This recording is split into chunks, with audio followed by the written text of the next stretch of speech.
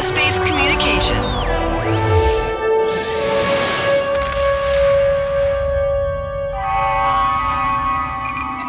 In Star Trek Online, you'll get to experience all the aspects of the Star Trek universe, exploration, diplomacy. But the year 2409 is a time of war, so with this video, we wanted to give you an idea of what it would be like to engage the enemy in starship combat.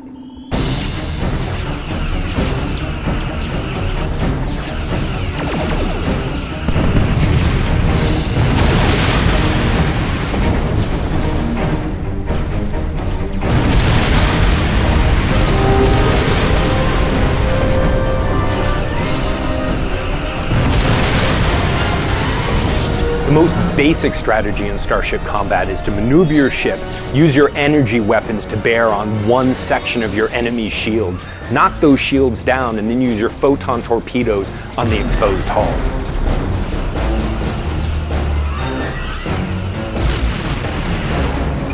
So there's three basic types of ships that you can get in STO. The first one is a cruiser. Cruisers are really tough. They take a lot of damage to take them down. They have a lot of crew, so they're hard to disable. This is really good for tanking. Second kind is an escort. Escorts are really fast, they're pretty maneuverable, they can dish out a lot of damage at one time, but they're pretty weak, so they're a lot better for dealing DPS. The third type is a science ship. Science ships are really good at increasing the abilities of you and your teammates, or decreasing the abilities of the enemy. They do crazy stuff like bouncing things off of deflector dishes or scrambling enemy sensors. It's really good at doing support.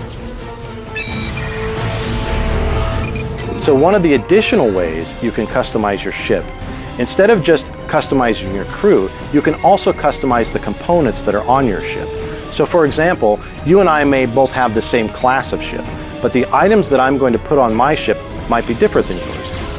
For example, some of the station mods that I put on my ship might impact my phasers or my torpedoes. There might even be a difference in our deflector dish, so some of your bridge officer powers, which you've also customized, may act differently depending on the gear that you've actually put in your ship, even though you and I have the same class of ship. So your configuration of your ship defines something, but it's really the equipment, the weapons, the deflector dish, the impulse engines, the consoles that you equip on your ship, as well as the bridge officers who was activated at that time that really define how you play in combat.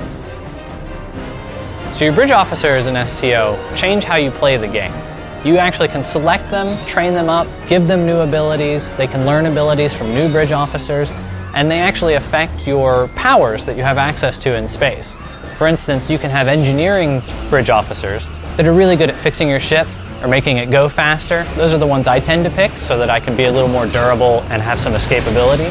But you can also get engineering bridge officers that will give you extra power to your engines or your weapons.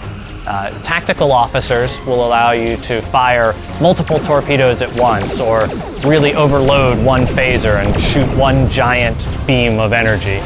Science guys will let you do things like mess up your enemy's sensors, make it so they can't target you, confuse whether or not they know who's a friend or a foe, or boost your friendly ships, make their shields better, make their sensors more effective.